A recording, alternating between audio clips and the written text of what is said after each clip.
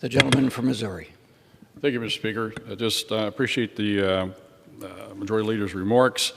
I think that, I also support trying to help restaurants. That's the reason we're here this morning. But I do have a bill that is paid for that this one does not do. And I think that the preferences that were allowed that were shown to be unconstitutional is the reason we're here this morning, so that we can find a way to fund the rest of those folks, which I think is important for our communities.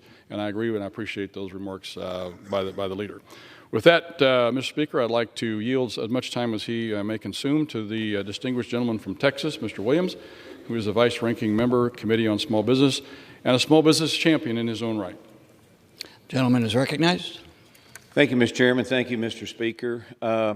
It's been more than 2 years since COVID-19 shut down the world and forced businesses to close for months.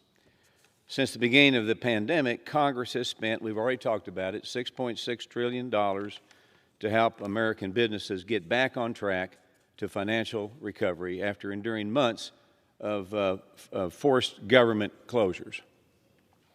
At that time, aid was critical for businesses to survive the pandemic, but we must now let the free market work and stop involving spending billions more in the name of COVID-19. Now, this attempt by Democrats to spend billions of tax dollars is irresponsible and will only add to what we have today and to the growing inflation crisis that we have. Americans are currently experiencing tough times right now, trying to find out how to beat, frankly, the federal government. Inflation and energy prices are the primary concerns for small businesses, and I'm a small business owner for 51 years, still employ hundreds of people.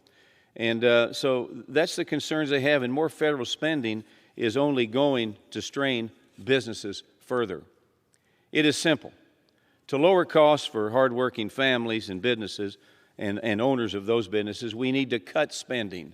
We need to cut it, not spend more money that we don't have. When you spend money, you print. You spend money you don't have. It's called inflation. We should be focusing on getting control of the crisis at the southern border, lowering gas prices, managing supply chain disruptions. I'm in the car business. I can talk about that are leaving shelves empty, and incentivizing people to get back to work, not to work. In order to get back to the thriving economy we had pre-pandemic under the Trump administration, Democrats must end this emergency COVID spending charade. Hey, it's over. We're done with it. Let's move on.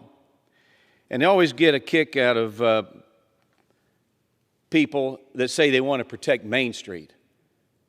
Well, it's funny because a lot of those people wanting to protect Main Street are bureaucrats that never signed the front of a check. They never met a payroll. They've been up here all their life, but they want to help Main Street.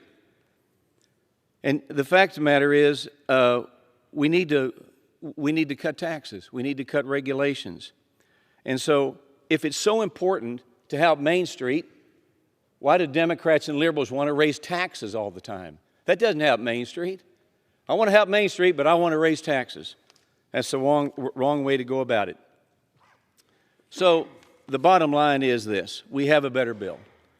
And I urge all of my colleagues to oppose H.R. 3807 and reject Democrats' false claims that this bill is fully paid for. It's fully paid for on the backs of Main Street America. In God we trust. I yield back.